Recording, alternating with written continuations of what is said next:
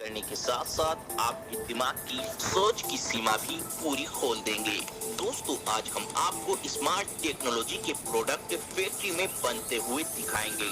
ऐसी ऐसी चीजें फैक्ट्री में बनते हुए दिखाएंगे जिनके बारे में हर किसी को पता होना चाहिए कि ये फैक्ट्री के अंदर कैसे बनते हैं। दोस्तों, हम बहुत ही ज्यादा मेहनत कर वीडियो बनाते हैं, इसीलिए हमारी मेहनत का फल आपका वीडियो को लाइक करना और वीडियो को शुरू से लेकर आखिर तक देखना है। तो चलिए वीडियो की शुरुआत करते हैं पहले नंबर के स्मार्ट मोबाइल मैन्युफैक्चरिंग प्रोसेस से।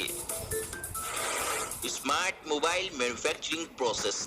दोस्तों, आज मोबाइल हर इंसान की जरूरत बन गई है। मोबाइल के बिना इंसान का जीवन अब अधूरा सा हो गया है।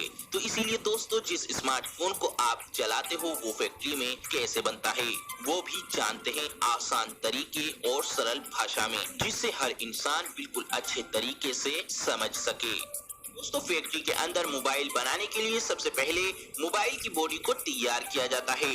मोबाइल की बॉडी को तैयार करने के लिए सबसे पहले एक एल्युमिनियम की बड़ी सारी शीट को इस मशीन में रखकर शीट के छोटे छोटे पीस काट लिए जाते हैं मोबाइल के साइज के हिसाब से।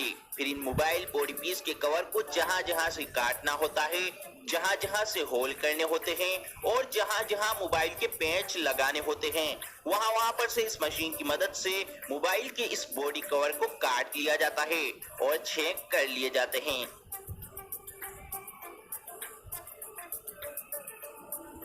फिर इन मोबाइल बॉडी कवर को एक सही शेप और एक सही आकार इस सीएनसी मशीन की मदद से दिया जाता है। फिर आखिर में इन मोबाइल बॉडी कवर को अच्छी तरह पानी से धोने के बाद मोबाइल की बॉडी कवर बनकर तैयार हैं। मोबाइल की बॉडी तैयार करने के बाद फिर मोबाइल की टच स्क्रीन को तैयार किया जाता है। मोबाइल की टच स्क्रीन को तैयार करने के लिए सबसे पहले फैक्ट्री के अंदर बड़े सारे ग्लास को मोबाइल के साइज के हिसाब से छोटे छोटे पीस में काटा जाता है। फिर इन कटे हुए ग्लास को एक सही शेप दी जाती है। फिर इस ग्लास के ऊपर पॉलिश की जाती है। पॉलिश करने के बाद फिर इन्हें क्लीनिंग प्रोसेस से गुजारा जाता है, जहां पर इन्हें पानी से अच्छी तरह साफ किया जाता है। अच्छी तरह साफ करने के बाद टच स्क्रीन पर कोटिंग की जाती है। कोटिंग करने के बाद ये मोबाइल की टच स्क्रीन पूरे तरीके से बनकर तैयार है। फैक्ट्री के अंदर स्मार्टफोन बनाने के लिए सबसे पहले एलसीडी टच स्क्रीन का विजुअल इंस्पेक्शन करते हैं। दोस्तों, मोबाइल के अंदर सारा काम टच स्क्रीन से ही होता है, तो इसीलिए इस टच स्क्रीन का बिल्कुल ओके यानी सही होना जरूरी होता है। टच पैनल ओके होने के बाद इस टच पैनल को कन्वेयर बेल्ट के जरिए आगे भेजा जाता है। यहाँ पर ग्लू मशीन से इस टच पैनल के चारों ओर ग्लू लगाई जाती है और फिर इस टच पैनल को मोबाइल के कवर से जोड़कर आगे भेज दिया जाता है। अब प्रिंटेड सर्किट बोर्ड यानी पीसीबी, इसको मोबाइल का दिल कहा जाता है।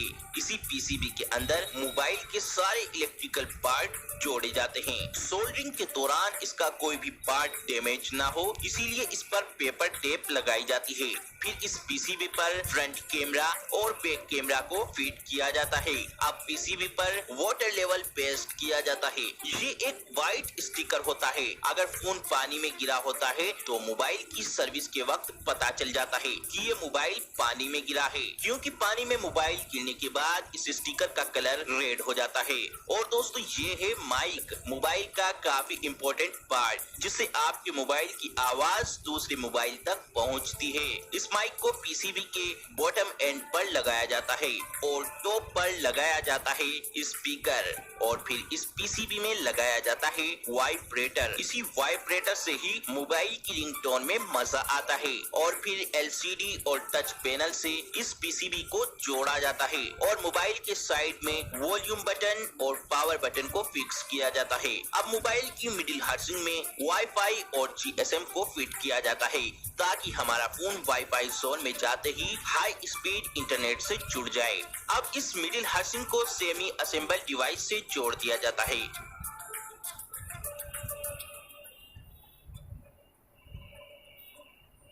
अब काम शुरू होता है मोबाइल की टेस्टिंग का। सबसे पहले टेस्टिंग की जाती है रेडियो फ्रीक्वेंसी की। दोस्तों, रेडियो फ्रीक्वेंसी की मदद से ही हम मोबाइल से बात कर पाते हैं। अब रेडियो फ्रीक्वेंसी की टेस्टिंग ओके होने के बाद फिर मोबाइल की एलसीडी टेस्टिंग की जाती है।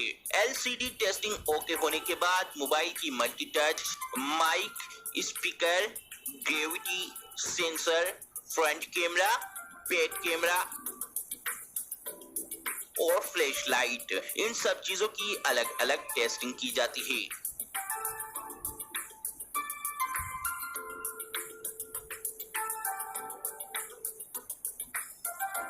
ये सब चीजें ओके होने के बाद एक रोबोटिक मशीन इस मोबाइल के फोन के सारे स्क्रू लगाती है। फिर मोबाइल के सारे पैच लगने के बाद आपका स्मार्टफोन बनके तैयार है। अब काम शुरू होता है मोबाइल की पैकेजिंग का। पैकेजिंग लाइन में असेंबल डिवाइस पर इंटरनेशनल मोबाइल इक्विपमेंट आइडेंटिटी यानी IMEI लेवल लगाया जाता है। फिर एक ऑपरेटर पैक हाउसिंग लगाकर डिवाइस की असेंबलिंग कंप्लीट करता है। अब मोबाइल की पूरी तरह से पैकिंग करने के बाद मोबाइल को मार्केट में भेज दिया जाता है।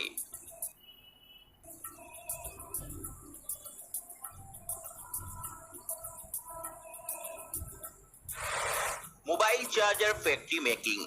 दोस्तों, मोबाइल को चलाने के लिए मोबाइल को चार्ज करना जरूरी होता है। तो दोस्तों, इसीलिए जानते हैं कि इस मोबाइल को चार्ज करने वाले चार्जर को कैसे बनाया जाता है।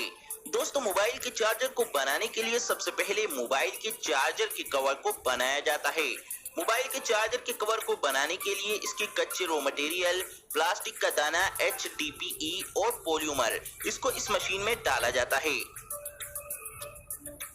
जिससे ये मटेरियल इस मशीन के अंदर एक पेस्ट का आकार ले लेता है।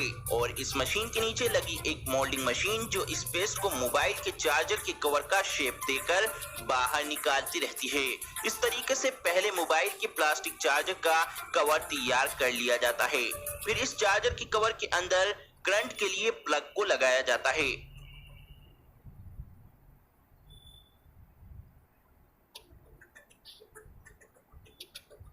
फिर इस चार्जर के सबसे इम्पोर्टेंट पार्ट, इसके सर्किट को बनाया जाता है। यहाँ पर इस मशीन में एक प्लेन इलेक्ट्रिकल प्लेट को रखकर ये मशीन इस इलेक्ट्रिकल प्लेट पर सर्किट की सभी वायर को इस प्लेट पर छापकर एक कन्वेयर बेल्ट के जरिए इस सर्किट प्लेट को आगे भेजती रहती है, जहाँ पर ये मशीन उन सभी वायर को इस सर्किट प्लेट पर बड़ी ही तेजी से तैयार कर देती है।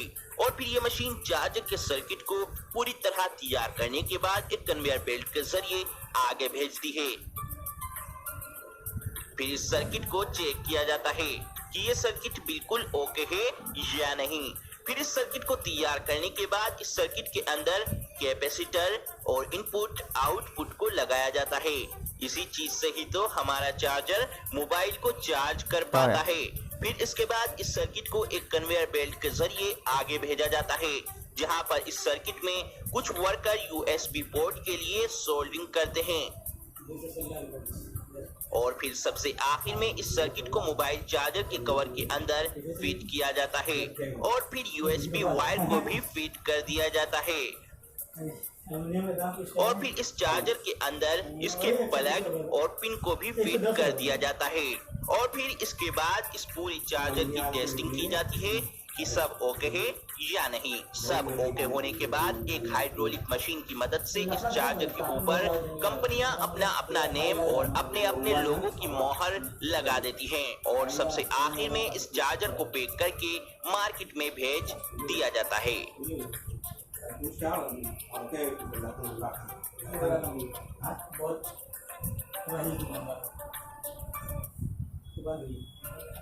Earphones factory making. दोस्तों, एयरफोन फैक्ट्री के अंदर बनाने के लिए सबसे पहले कई सारे पतले पतले कॉपर के तार के रोल को इस मशीन में फिट किया जाता है। फिर यह मशीन इन सारे पतले पतले तारों को जोड़कर एयरफोन का एक मोटा तार तैयार कर देती है।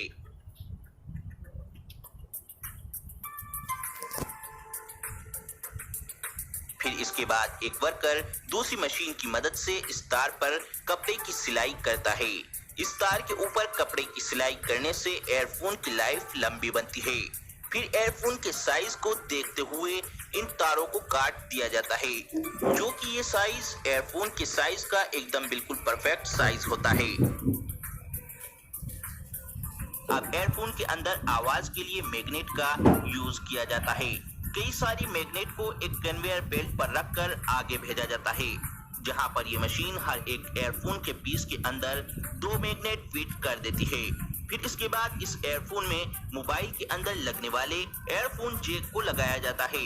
इसी से ही तो हमारी एयरफोन का संपर्क मोबाइल से जुड़ पाता है। यहाँ पर 3.5 mm का जैक लगाया जा रहा है।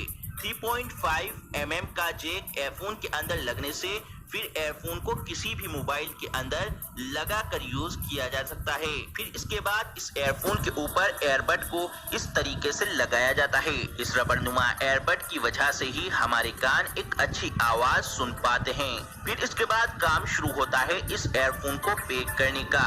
इस एयरफोन को एक प्लास्टिक के बॉक्स में अच्छी तरह फिक्स करने के बाद फिर इसको एक गत्ते के बॉक्स में पैक कर मार्केट में भेज दिया जाता है। और दोस्तों, आपके लिए सबसे जरूरी बात यह है कि हमारी